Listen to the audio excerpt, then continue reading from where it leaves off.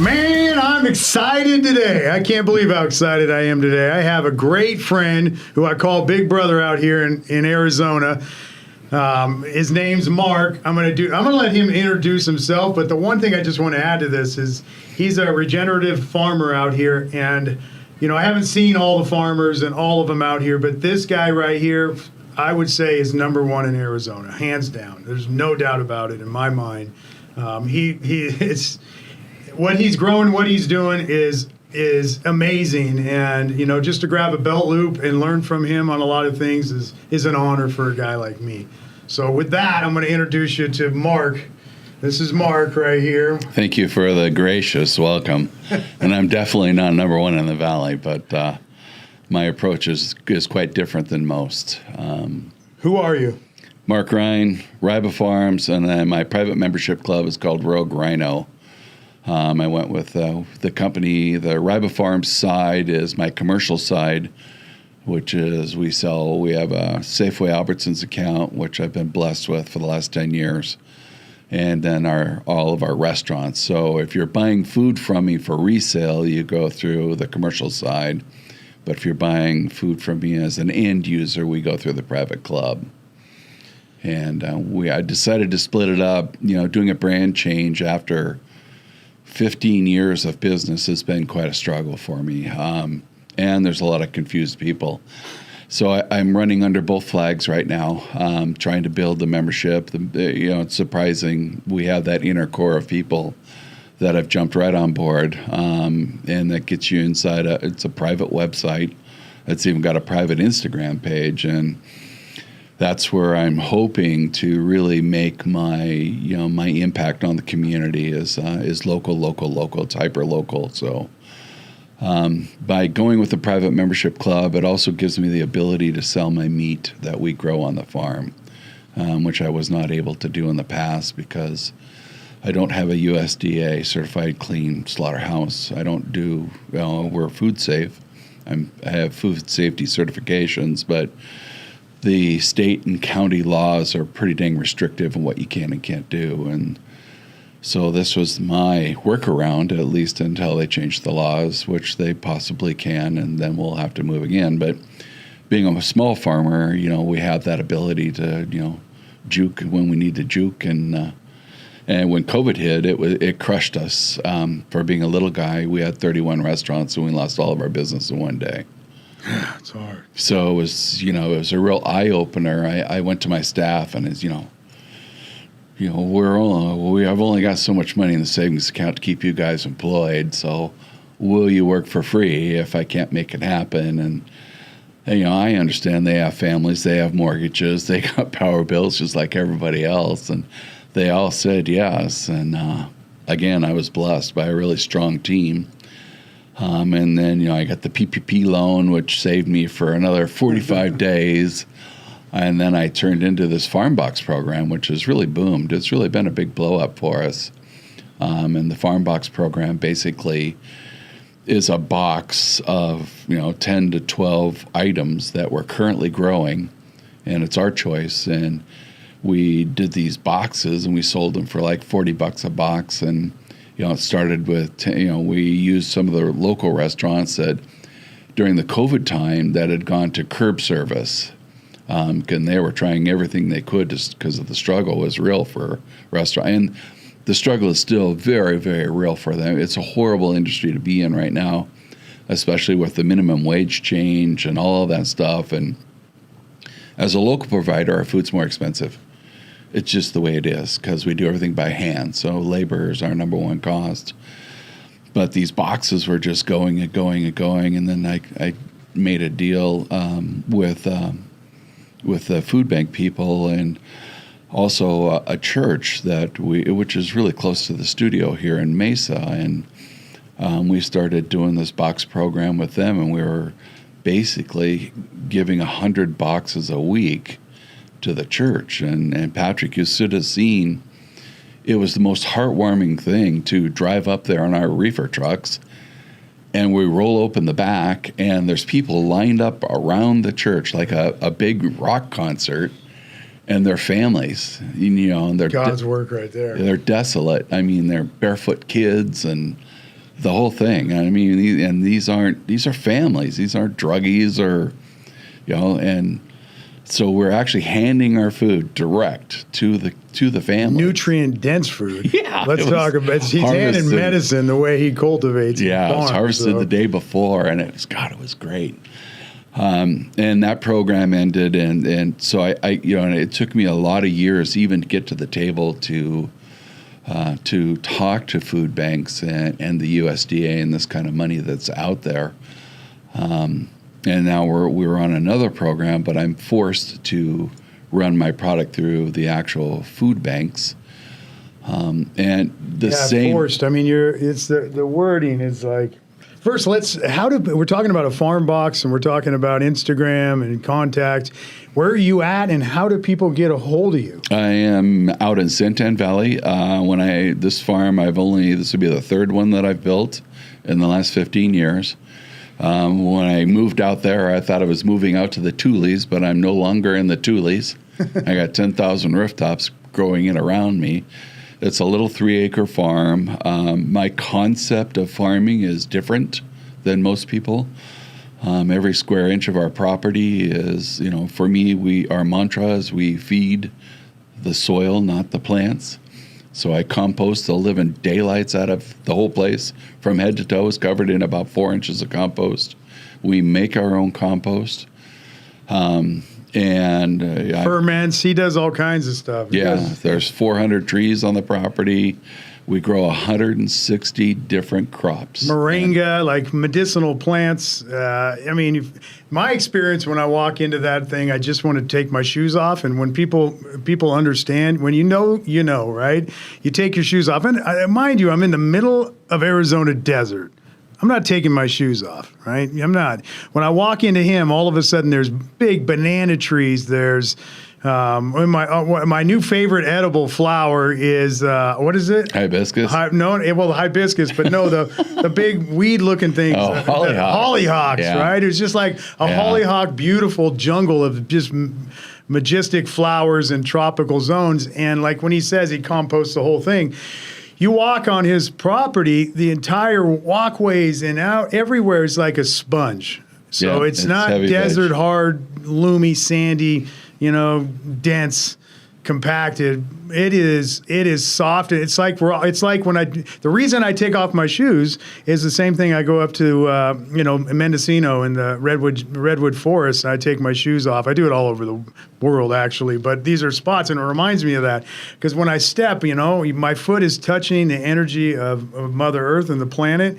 I'm touching a mycelium. Right? Like for instance, there's miles and miles of hundreds of miles of mycelium underneath every footprint.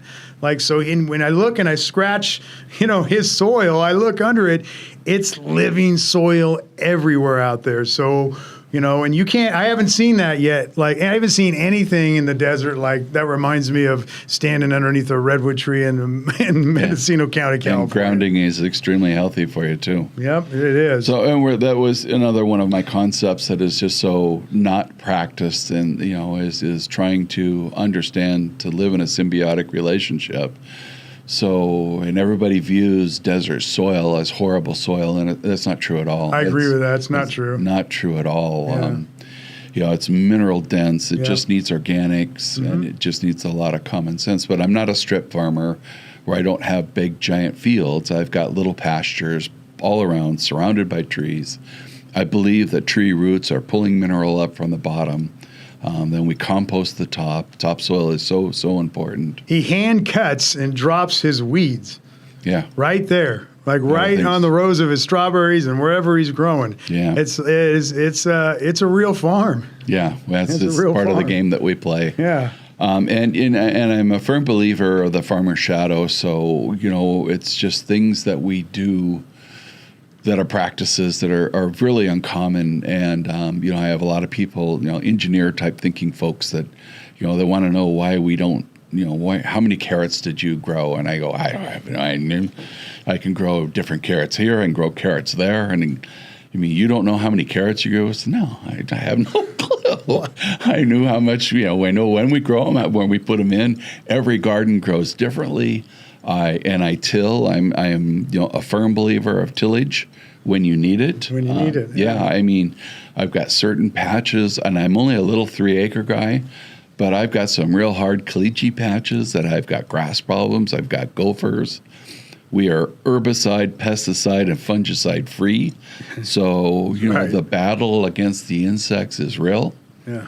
And we have found what I think is probably the best way to fight that is learning the life cycle of the plant that you're growing. And I learned that with weeds. And when you figure out how a weed grows, then you kind of got your basic understanding. So, and I know when the plant wave thing was another rabbit hole that I ran down where we were starting to listen to the frequency of the plants and how that frequency changes.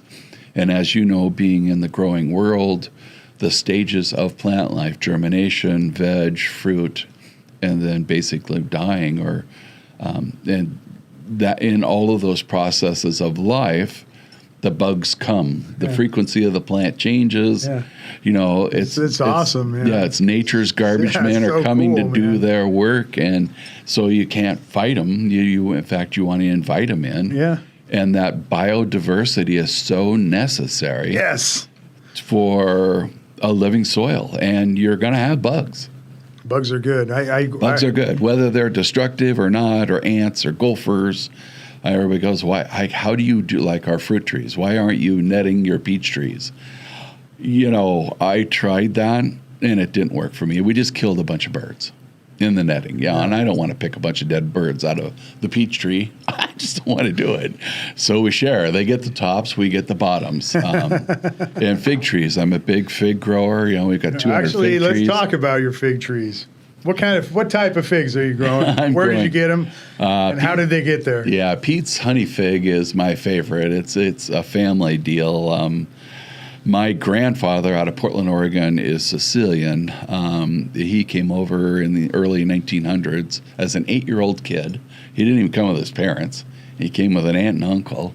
They went through Ellis Island, and they lived in the ghettos and basically fought their way to the West Coast. And this is, can you imagine an 8-year-old kid today going to another country? Can't even. Oh, I couldn't imagine it. It's like, so that generation was so different than what we have today, but their traditions were so strong. And my grandfather ended up in eastern Washington in the apple fields and the orchard fields, and he was a migrant worker. He picked apples for a living, and that's where he met his wife. And then they moved down to Portland, and that's they bought a home there. My grandfather went to work for a company called Pioneer Fruit, which was one of the big fruit companies. This is back in the 1920s, not 2020s. And he was very well known in the circuits or the circles there of his gardens. I mean, people back then grew all their food. It was just part of life. So in the 60s, I'm a very, very young guy, but I remember when Grandma and Grandpa went back to the old country. And they didn't, they didn't trust banks, so they kept all their money in coffee cans, and they wouldn't fly. They didn't trust airplanes, so they took a train to New York, hopped on a steamship to Sicily, and stayed there with relatives. And while Grandpa was there, this is how the story goes, as I understand how it's been passed down to me, that he ran into what they called a honey fig. And that fig, Grandpa he had never seen it in Oregon at that time. It was only the Black Mission, and there's a couple other, and it was a very different fig. So Grandpa actually took fig cuttings, and he knew, and also grapevine clippings, and he knew customs wouldn't allow it when he came back. So my grandma hid the grapevines in her wallet, and Grandpa hid the fig cuttings in his dirty laundry so that they could get through customs. I've done that. I've done that. All over the world I've bought stuff. So, and when he got back to Portland, he was successful in grafting this honey fig onto another fig tree and then created this, and it's named Pete's Honey Fig after my grandfather. And I'd remembered the story, and it was much later in life, like in my 50s, when I had discovered Pete's Honey Fig, and I go, And it was actually an orchard or a tree company out of Oregon, and they had the story of my grandpa. I couldn't believe it. So I got to have this tree. So, of course, now we got about 100 of them. But so it's a really great story when you do a tour on my property and I show you the honey figs. We sell a shit ton of them. So, and it's just, it is a very different fig, and it's proliferous down here. Figs grow great here. It's an easy tree to graft. It's an easy tree to grow. Easy to root. Yeah, crazy fruit, but it all comes at once, and you got to be prepped. So you got to dry it. You got to make your jams and jellies, and you got to rock and roll. And it's got exceptional shade cover. Yeah, totally, and it's almost in a way an evergreen because the leaves are so beautiful and thick. It falls, right? But it stays deciduous. a long time. Yeah. And you can eat the fig leaves, the new leaves. Oh, interesting. You can cook with them. You can do all kinds of crazy stuff with the leaves. So it's a really great desert tree. And it's got roots with my family, so I that's great. I got to walk around with my rooster head up, going, this is cool. Right. So that's the legacy part of the farm, right? Right. Totally.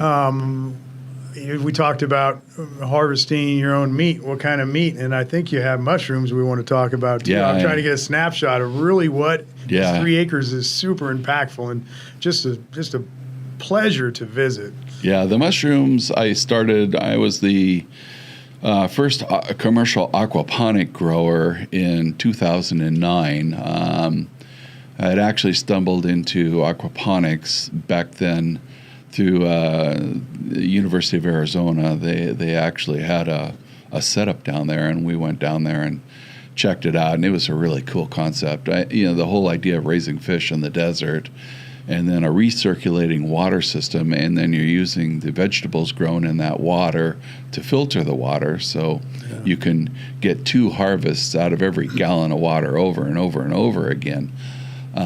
Fascinated me. So at that time, there were only 2 places on the planet where you could get some decent schooling. One of them was in Hawaii, where we ended up, and the other one was down in it was south of Florida. It was in the islands down there, and I think it was the Virgin Islands where that one was. And so we ended up in Hawaii, and my business partner at that time, we were intrigued. So we bought the class and flew over, and I'm thinking we're going to go drinking on the beach and chase bikinis and all that. And it was a hardcore class. I mean, we were in class 8 hours every day, and I was fascinated by the concept. And this group of people, they broke it down really well, really easily, the tanks and how the system worked. And then part of the class was actually building plans for the tanks. So when we came back to Arizona and Phoenix, we built them. And I built a system on the back parking lot of my building, and now I'm raising vegetables in a parking lot.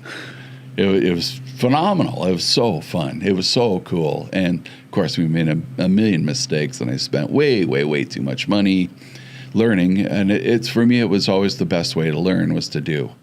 Failure's the lesson in life for learning, for sure. And I'm a huge bookworm. I love to read, and I love concepts. But until I actually put that concept to reality by me doing it physically, do I really understand the whole concept and then try and adapt it to the desert lifestyle? So we had a lot of problems with it, for sure. It was too hot for the water. The tilapia was the first fish that we raised. So we had tilapia. They were booming fish. They loved the hot water, and so they're having babies like crazy, and we're getting little tiny fish in our system. They're eating the roots of all the plants, so the plants can't grow, and and then in the wintertime, the water got too cold, the fish would die, and then we had a hailstorm, and it took out our whole farm in one 20-minute storm. Whole thing was gone, crushed it. It's like, oh shit! And so we were back to 6 weeks, starting all over again. And so it was an expensive experiment. We learned a lot. I was growing lettuce at that time. And then, the lettuce game for me was a very difficult game because of Arizona, and, we are the lettuce kings here. So why can't I sell this lettuce for $5 a pound? So I went to Yuma, and we were invited. There were about 10 or 12 of us. It was the Tres Hombres was the name of the farm or something. And we actually went out into the field there and watched this team with a tractor and a trailer, and they had a school bus with a porta potty, and these guys and gals we followed them through this lettuce field and did 48,000 pounds of lettuce in about 3.5 hours. Oh my God. I was in utter shock. Now I know That's why. good cogs right there. Now I know why the lettuce game doesn't work. I mean, they're doing it for pennies a pound. And then, of course, it's not organic. It's not any of those things, but it's still, that part of Arizona, it's huge financial. The Yuma and that area, and then Coachella Valley, it's the lettuce capital of the world. Imagine the water usage out there with the synthetic agriculture. It was all flood. So man, and then they're boxing it, and then they were trailering it right there, and it was they were all, at that time it wasn't 53, but they were 40-foot containers, and then they had these tank things plugged into it, and I was asked. So did they pick it, wash it, box it? Never washed it. Never washed it. Interesting. And I asked about that. Oh, interesting. And he said they did that last night. Okay. So I got to thinking, okay, how did they do this last night? Yeah. And actually, what did they put in it? Yeah, there's always a preservative of some sort, especially when we're talking about produce. It's like, okay, they were flying it with a helicopter, and then I'm thinking, oh my gosh, are my shoes going to melt because of what we're walking in? Or I had no idea. And, and then what were the tanks that they plugged into the unit? And, but it was their business, not mine. But it was a real eye opener. It was a beautiful education, Pat. Yeah, absolutely. And I don't hate on those people for any way, shape, or form. No. They are living, they are working, Yeah. they are selling their product to the best of their ability with the knowledge that they had. But it was not me. It's not the way I wanted to do things. And they're providing a very valuable product. It's crazy how they're like, even with in corn farming across the Midwest, and I study a lot of stuff in farming and cleanliness and herbicides and pesticides and just about a few months ago I was reading about glyphosates being sprayed 2 weeks before harvest comes in, and the reasoning behind spraying the glyphosates is so the harvest will all come in together at the same time. Corn finishes up, and it's so, and that's their washing, I would say, right? 2 weeks before. That's a dry and wash, yeah. Yeah, and it's crazy the way, this is great dialogue and discussions, because as a consumer, walking into, you have a choice. You have a choice to know your farmer first and foremost. That is the direction you want to go, hands down, no doubt about it. And when knowing your farmer, you want to have some good questions for your farmer. What is nutrient dense food? If a farmer doesn't know what nutrient dense food is, you shouldn't be. And that's what you're seeking, then you should go to the next farmer, right? That can answer these questions. What's living soil? What's biologics? Tell me about your concept and what you're doing on your regenerative agriculture. A real farmer that has it. If you ask Mark these questions, his eyes are going to go, his eyebrows are going to go up, his ears are going to point. He's going to be excited to answer these questions. You bet. And being a farmer here in Phoenix, and there are phony farmers or resellers, and they're a plague on the farmers markets. Good point. And so many people don't know. Good point. That these guys are just nothing but resellers. Yeah. Because there's no rule or there's no law, that says that you can't go to Costco and buy their carrots and package them in your package and resell it. And as a consumer, you're not with it. You don't. And the real crime there, Pat, is that they can make way more money than we can. That's crazy. Because they're reselling it. They don't have the labor. They don't have any of the work that gets involved.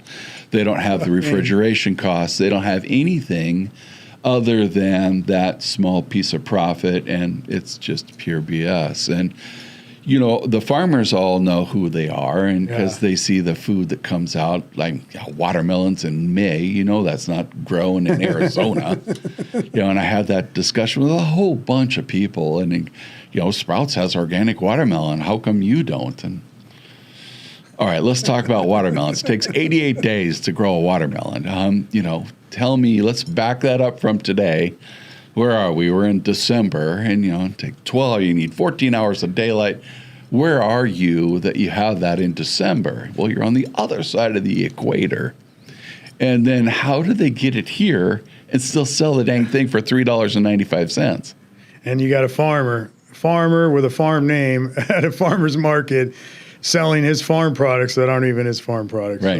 So that's a hard one to swallow. And being a vintner, right? It's so funny bringing this up, but when I learned being a vintner in Alexander Valley in Sonoma County with my father, and finding out that like in Napa County, there's to call it Napa Valley wine, it's like 20% of Napa Valley wine has to be in the bottle. That's it. All the rest of it is sourced from other areas. Right. And you can call it and require that type of payment structure, Yeah. They had that same funny law here, like in the olive grower here. It's only 3% of the olive oil. That's all he needs. Right, and 3%. 3%. And he can bring it in from other and still call it his own. It's insane. Like I said, you got to know your farmer, right? Yeah. Again, get some great questions. Think about it. Go about the process. You're feeding your family food. The reason you're going organic in the first place is because you're conscious, obviously, on health and what you want to feed your family. Now, find the farmer that's honest, has integrity, and does it regeneratively. And I'm not saying other ones don't have integrity and don't do it, but if that's what you're seeking, have a Q&A with the farmer. Ask him some simple questions. Tell me about your farm. Go to his farm, man. Yeah. I mean, that's it. Go to his farm. I mean, when you see, go to his farm. And for me, the nutrient dense game was a very difficult game because how do you know? How do I prove to my constituents, my customers, that I'm giving them a really good product? You can't put it on a label because now your certification stamp is gone. Yeah. You can't make any claims. So it's crazy. This is what I've started a new program with, Pat. I don't even know if I've shared this with you yet. This is good. My ears are open. Yeah, I'm doing. I started a bricks testing program. Okay. With our farm products, and it's for our club members. And so, what we have done in our mushroom lab, which is our clean room, basically, I've set up a bricks meter, and we are going to now publicize. We're going to bricks all of our food, and everybody go, what's your baseline? I have no idea what my baseline is going to be. Yeah, I can see what a baseline for carrots is in California, but nobody's doing this in Arizona. Yeah, right. And I have no idea what it's going to be like. Probably higher because of the heat. So, yeah, and then the educational process of people understand what bricks really is, and it's a very simple sugar measurement. Yeah. But if you study plant life or how plants work, the symbiotic relationship with sugar and mineral, nutrient density in every plant, they're together. Yeah. So the higher the sugar content, the higher the mineral content. And you find that in wine. Oh, that's how it started. That's what we do. Our bricks level, because we were ago. dry farm. My father and I are dry farmers, so we have stressed vines sitting on top of a shale mountain that is intense. Went down, watered them for the first few years barely, and they had to find their own. So the fruit, which is the wine, the grapes that are on it, are super dense, small, high flavors, very impactful, and when you're measuring the bricks on those, it's completely different than one that you irrigate with water and flood out. Sure, totally different. So harvesting's different. Everything's is different on that. Right. So tell me more about this bricks program. So for us, that's what I wanted to get started was, and we'll show it up at the markets, and first I'm educating my employees. so that we have a story to tell our customers. And I'm going to start publicizing at our market. Okay, our carrots bricks at 14. You know, this is where our broccoli bricks is. This is where our peaches are bricksing.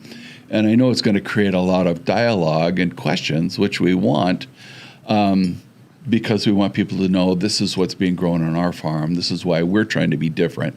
Nobody else is trying to approach this with a metric or a meter type value. You can say the word nutrient dense all you want, but what does it really just mean? another claim until it's proven. Sure, it's just like organic. Yeah, it's that's a marketing scheme, completely a marketing scheme. So and regenerative is a marketing scheme also. I mean, these are just new words of old ways of growing food. They're great words. They meant something. They've been molested completely. But to something to you and me, organic and regenerative and living soil and all these things they still mean that there's so much value to that. And we don't have replacement words. That's the other thing. Well, if you read, the old regenerative is paddock farming. Oh, paddock. Started in Australia in 1800s. Oh, great. Didn't know that. So, yeah, it's just paddock farming is what they called it back then. And my regenerative farming is way different than other regenerative harvesters. So if you are growing harvest grasses and you're a rancher and you're moving your animals around, you have to play that game with you so that like half of your grass doesn't get eaten. Understand? Yep. Or else you kill the plant.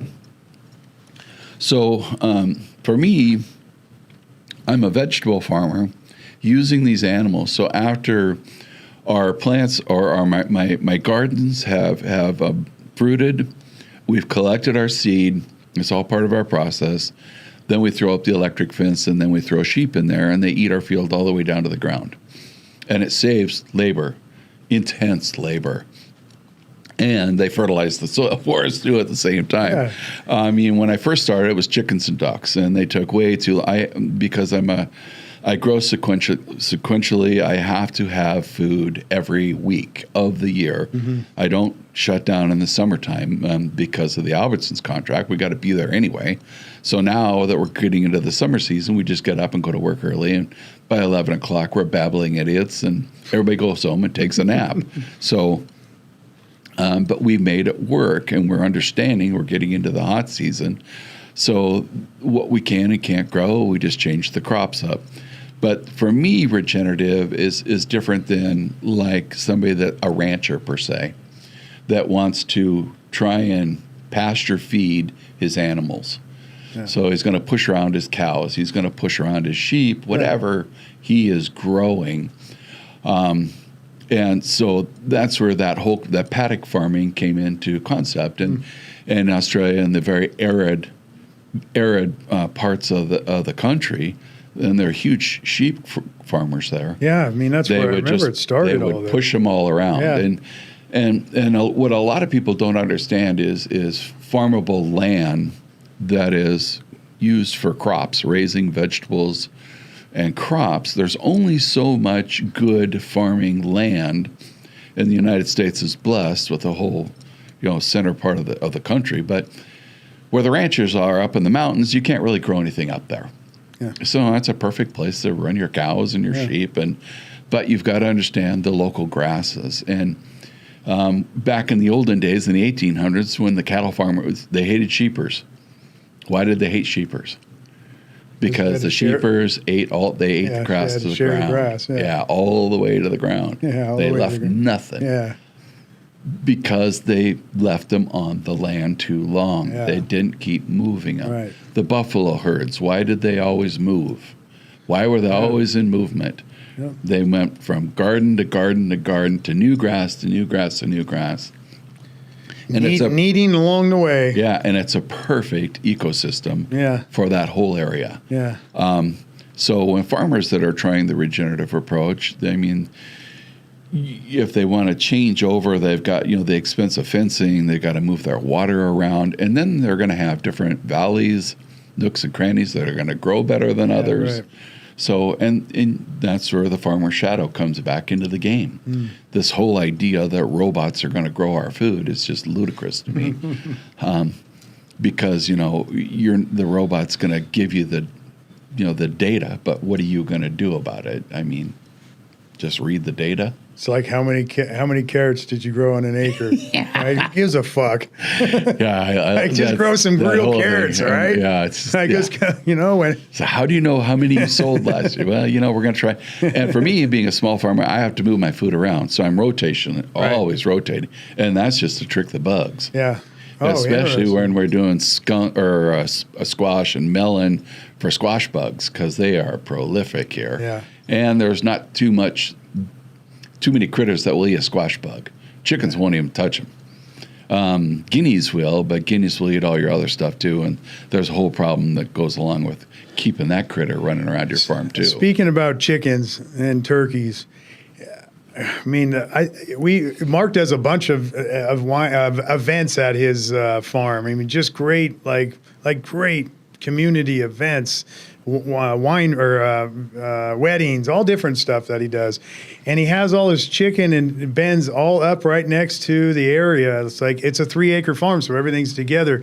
But this is the first farm I can walk around and I smell absolutely no animals. I don't smell any chicken poop. I don't smell, there's nothing like you would go out to a farm. Everything is super healthy, super clean. And so let's highlight and talk a little bit about the why to that. The best thing I think of, it's like the quality of life for your animals.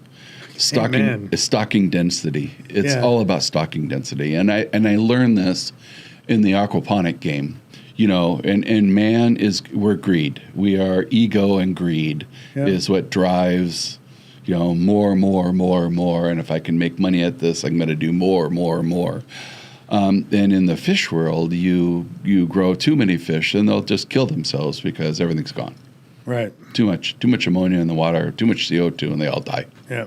And so that's where I all of a sudden, when I was doing with tilapia, and I learned that completely, and then I had these little tanks, because I'm a big believer in vortexing water. I know water has memory, and I was doing these egg-shaped tanks, and I had 3 fish in this 150-gallon egg-shaped tank, and I was growing mint out of the top of it. And that little bed of mint made me about $50 a month off 3 fish. When my other tanks, I got 3,000 fish, and I'm barely making $1,000 off of them. But I got to feed them, I got to power them, I've got to go through all that motion. So, and then with the whole aquaponic game, one of my second farm that I got to build, I actually had the chance to go side by side, soil, water. Yeah. And it crushed me. I mean, soil crushed the water growing in nutrient density, and we do a lot of tissue testing, third-party labs. Man. And then the chefs were complaining so much about my water products that would just fold up and shrivel up in 2 or 3 days. Yeah. And when I'm taking them the soil stuff, it gave them that longevity that they were looking for, that week in the cooler. And I really struggled with that game. Okay, so then I got into genetics and the DNA of a plant, and then the light bulb just went on. I get it. You don't grow leafy greens in water. They don't have the genetics. They don't know what to do. And even when I played the cannabis game with the industrial hemp, cloning, which was, a picture of the mother plant and how it doesn't work at all. And then we moved to plants that actually grow in water. And they have the DNA. They know how to pull. Lilies. I mean, there's probably all kinds of, but taro. Taro. Yeah, exactly.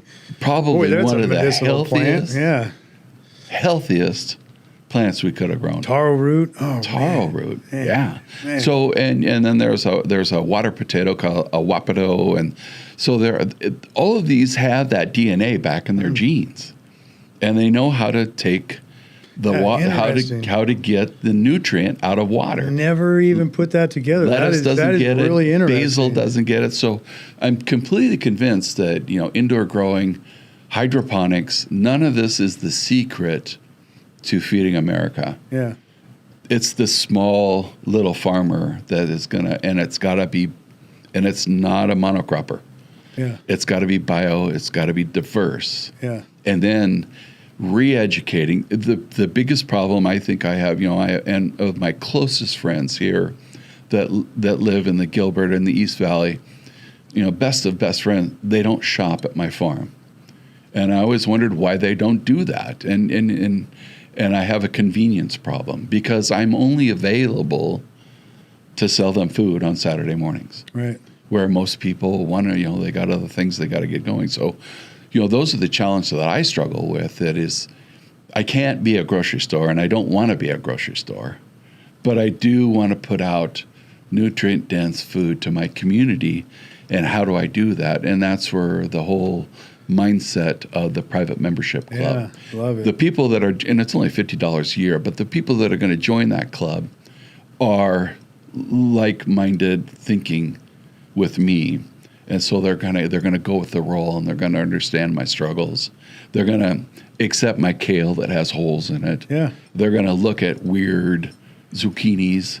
They're gonna. How do they join that? RogueRhino.club is the name of the website, and it's got a front page on it. It will give you the breakdown of what we're up to.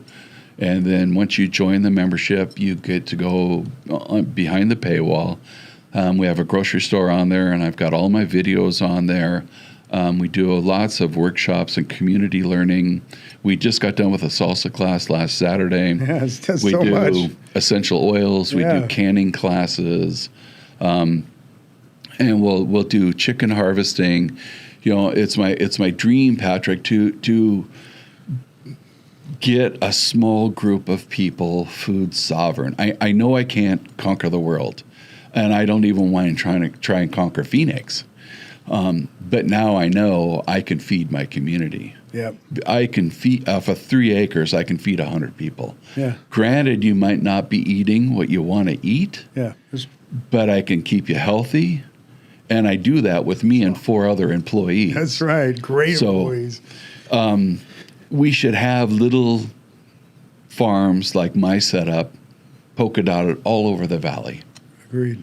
And every community, instead of a golf course, should have a little farm. Amen to that. And then that farm should grow for the community. The community has to support it, of course, by buying their food. But that's that's a European concept. That's not me dreaming this up. This is the European. They've been doing that concept in Europe for 100 years, maybe even 1,000. That small village thinking. Yeah. Or tribe thinking. Everybody has their role to play. And on a farm, as you well know, everybody works. Yeah. Even the kids. Yeah. I mean, 5-year-old kids are working. That's called sustainability right there. That's part of the whole sustainability lifestyle. So let's say I lived in South Mountain and I wanted to join the club and I wanted some of your food. Knowing that you have a box program, is there a way for me to get that box other than driving all the way across Phoenix Valley? I have drop locations. I'm not all the way across the valley. So if you're at South Mountain per se, I have a drop location in downtown Phoenix. Yeah, awesome. So I've got 4 drop locations right now. We're looking for other ones. But for me, logistics plays a huge role in my game. And I used to do all of my deliveries, especially with the restaurants and the chefs. I am the face of the farm. So the chefs want to talk to me, especially if they've got a problem. Yeah. If they've got rotten peaches or if something didn't look right and then they want to know what's coming. Yeah. And who better to talk to than the farmer? Yeah. You've got what's coming next. And I go, I want your green tomatoes. Well, you're not going to get my green tomatoes until the fall. He goes, well, I want them I don't do green tomatoes in the spring. You got to understand how tomatoes work in the desert. It just doesn't happen that way. I'll give you hundreds of pounds in the fall, but not in the spring. Our season is too short. So, And that's what that relationship. But after COVID, that all went So away. the drop locations, they just need to be a cool area? Pretty much. Yeah, I'm looking. I don't even need refrigeration, like a walk-in cooler. I got my Tempe. You're more than welcome to use that. That's almost a perfect But setup. I need somebody there. Oh, we are there. I mean, during the week. I've had just a several wheel locations where people are calling me because the door was closed. Yeah, I understand. That's And and Amazon really, really ruined the door concept, being delivered to the door. Yeah. I want it tomorrow. I'm not waiting. I Yeah. know.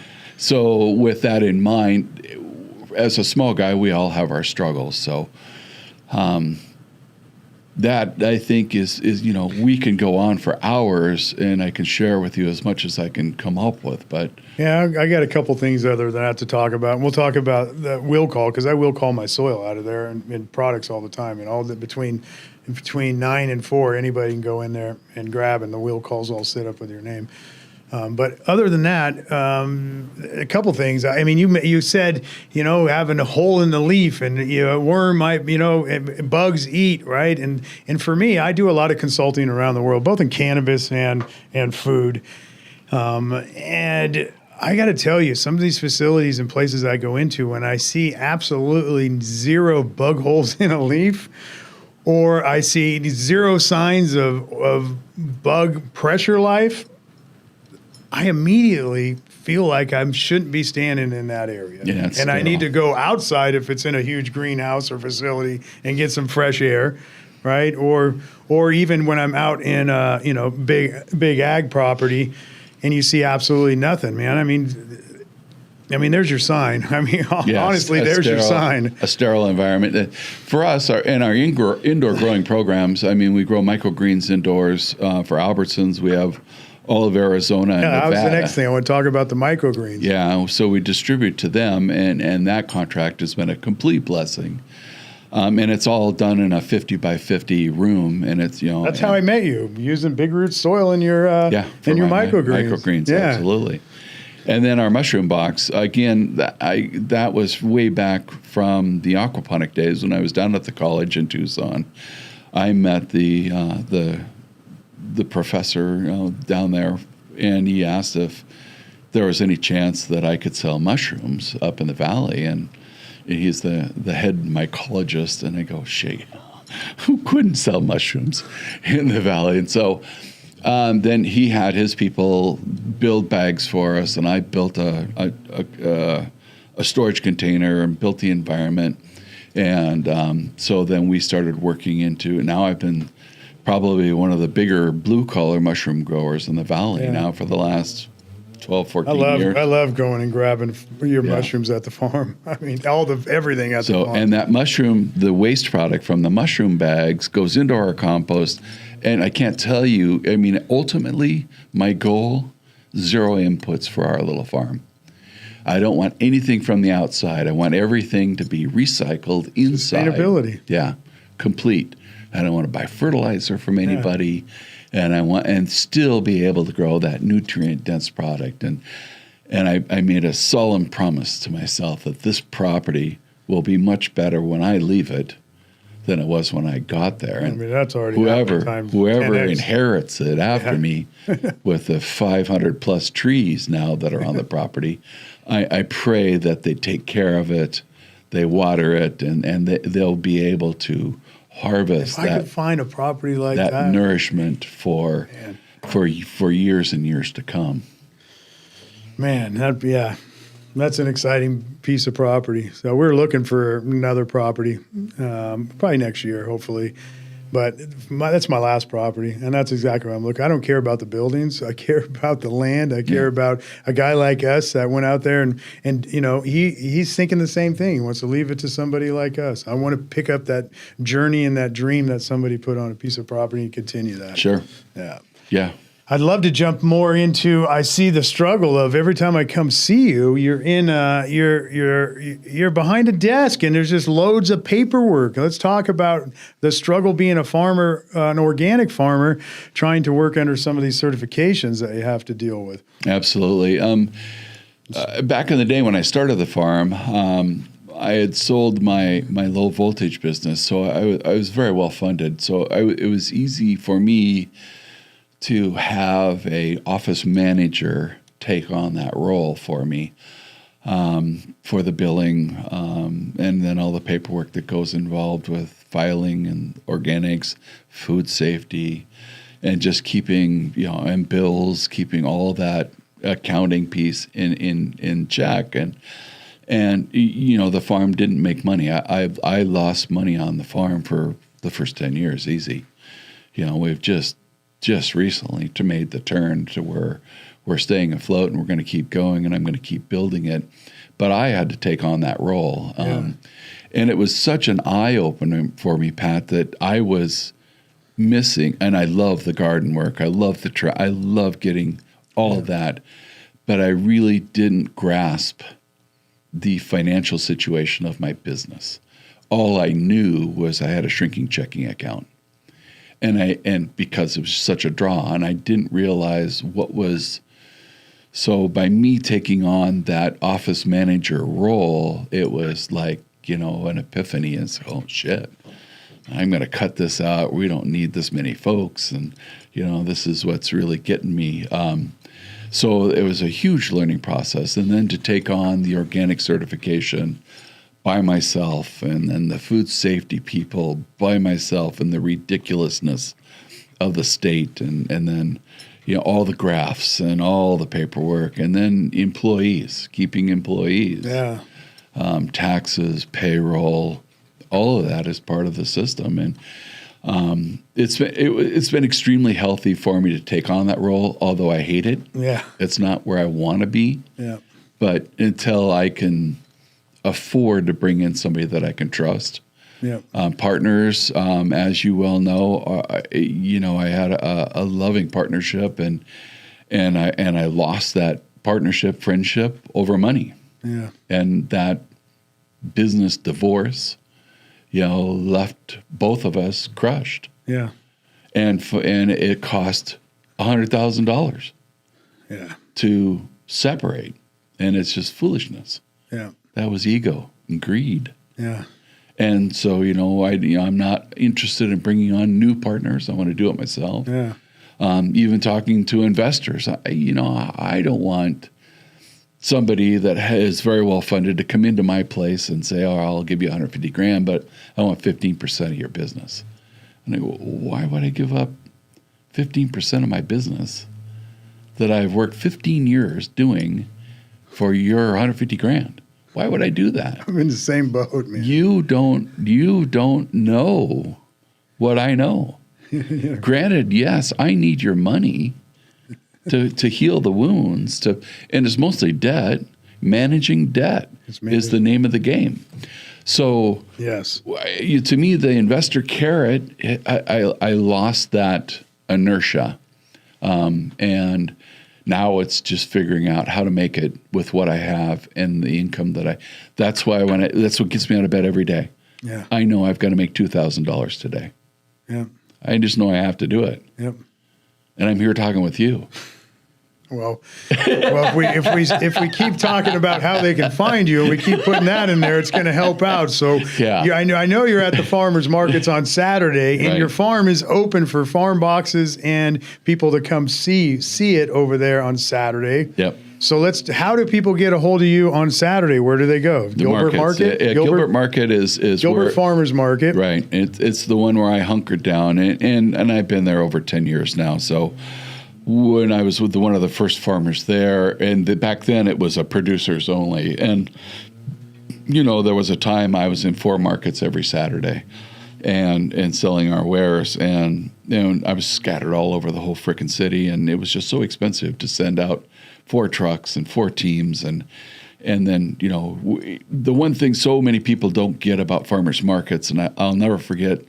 I was up at a meeting of the Portland Farmers Markets, and the lady was telling how her vendors were making $10,000 in 4 hours on a Saturday. And, there was just so much shit at my age that you just, you want to call them out because it's so foolish. The first thing I said is, for anybody to make $10,000 at a farmer's market in 4 hours, they got to take $10,000 worth of food to the market. Do you have any idea the concept of that? It's mind-boggling. But needless to say, I would love to create my own farmers market. I know exactly how I do it in my mind, where the farmers are treated right. Only the right farmers would be invited, the real ones. And then, and farmers markets now want to, they want the farmer to pay to be there. So not only do they want a booth fee, but they want 10% of your sales. So who's really making that money at the market, And right now there's 58. Not to mention all the certification, regulation fees, just to even get on a level to participate at one of those markets. It's crazy how I see these, farmers that I farm from, right, that I go and will get my produce or food or meat or whatever it is, eggs from. Most of them don't even have that access. They've been cut off the access to even participate on the organic level at the markets. That's just sad. Yeah. It's really sad. Yeah, and everybody's out there. It's a hustle. We've all got our gigs. We all do what we do, and that's part of my mindset to train people. To make your home a unit of production instead of a unit of consumption. Wow. So, and I don't care if you're, growing tomatoes or if you're knitting scarves or if you're making, right. I don't care what you're making. Yeah. Now the kids call it a side hustle, Yeah. And for me, that's great, because if you just looked at what your house cost you on a daily basis, you'll shock yourself, okay, it's costing me, my family, $150 a day to live here. Yeah. Why aren't we trying to figure out a way to earn out of here? And especially with the internet today and, and the social medias, we have all that free advertising available to us. But then so many people are handcuffed by HOAs.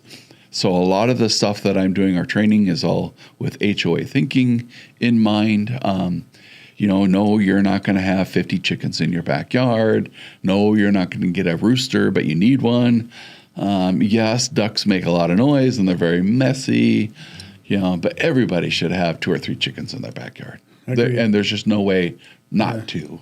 And if you think about how much waste goes to the landfill that you could be giving your chickens, I'm with you. Every restaurant should have a chicken coop behind it for all of its kitchen garbage going. That's so important. Instead of throwing it into the, when we did our foods waste program, or we called it food rescue.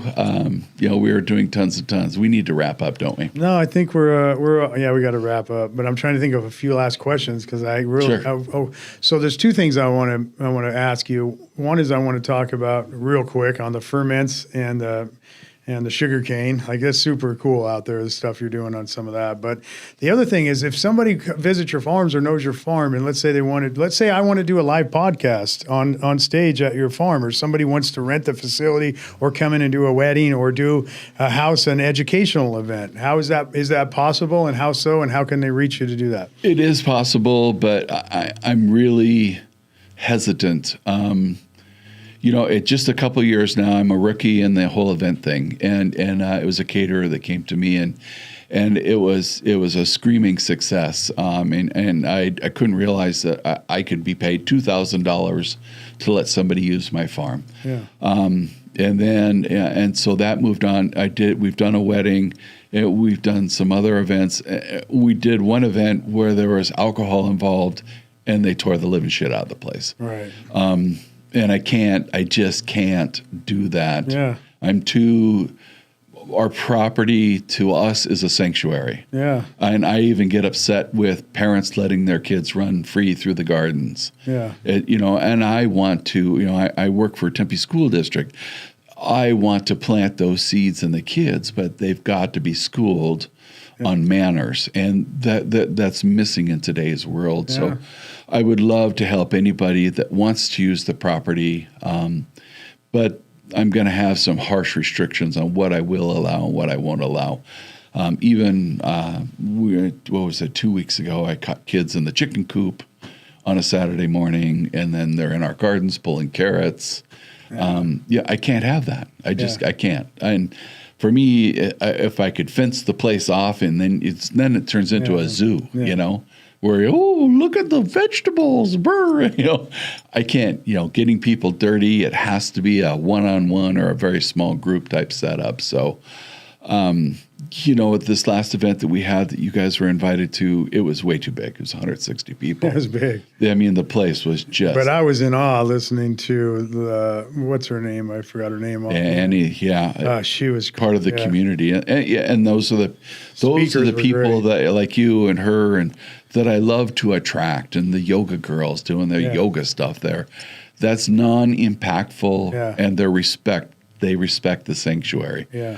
So with that in mind, yes, I'm open to events and podcasts, but I'll vet you really hard. Yeah, great. Yeah, it's part of the game. Yep. So I know there's people out there listening. I know that all the B2B, the motivational mindset, all the stuff that people in the Phoenix Valley, Scottsdale area, I mean, that is a beautiful place to host a really cool event. And the best part about these events that we're doing is there's no alcohol. Yeah. And it's great. Nobody's missing it. It's like if I'm going to go to a B2B and I'm going to really get to know other entrepreneurs in the space, and we're going to talk R&D and processing and building companies, these guys aren't sitting at the bar, right? We're having real conversations without alcohol, and I love that. Yeah. Remember the focus group? Yeah, the focus group was amazing. It was. I think that's the kind of rollout for Rogue Rhino. If you remember, I remember it was the box club and all that. So the focus group is something I could totally see doing a focus group. Yeah, we fed whatever it was, 25 people. Yeah. In fact, we had duck that night. Yeah, we had duck, and I took duck. I took frozen ducks home that night. Yeah, that was great. Okay, well, man, we could talk for a long time. So thank you for the opportunity. Now this little brother. Yeah, big brother. This is this is great. So, if when you're built for this, you know it, and if you're not, you don't, I guess. And definitely Mark is on the Built for This podcast, and he's gone through it. He understands it. Like, I call him my big brother, and I grab his belt loop because he is teaching me a lot of stuff. And not only that, he's putting his arm around me and telling me to shut the fuck up at times too. Right. So I'm learning, I'm happy, and to have you on this podcast means the world to me. And to have you in my life right out here, it's like I got a partner that understands the craziness up here. It is crazy. It's crazy. It takes grit. And courage. Yep. Huge courage. Yeah. It takes courage. Even the kids that we have in our Saturday markets to get up at 3:15 in the morning to go to work. That takes courage. It takes courage. And to run your own business, it takes courage. Yeah. And there's a reason why there's less than 1% of us that do this. It's true. And everybody else, they go punch their card. Hard work. Yeah. It's a different mind. It's not about the money. It's about the passion. Yeah. That's just the 1% is in passion. Yeah. Especially on the farmer's world. Just think of all those attorneys and everybody out there in those, if they had to grow their own food, how would they ever go to school? How would they ever become a doctor? They'd rather take money by suing us because we're growing food. That's broken. The system's broken. I'll be talking a lot about it on other podcasts, but today I'm grateful to have Mark out here with us and just showing up on the Built for This podcast. Hit the subscribe button, share this video. This is a small-minded regenerative lifestyle community that needs to get out there. Unless we're talking about meet your farmer mentality, right? Understanding nutrient-dense food. If we're not talking about it, then people aren't listening about it. And we're about educating. So thanks again for tuning in. Hit the subscribe button. And we'll check out with you on the next podcast. Thank you for tuning in. Thank you.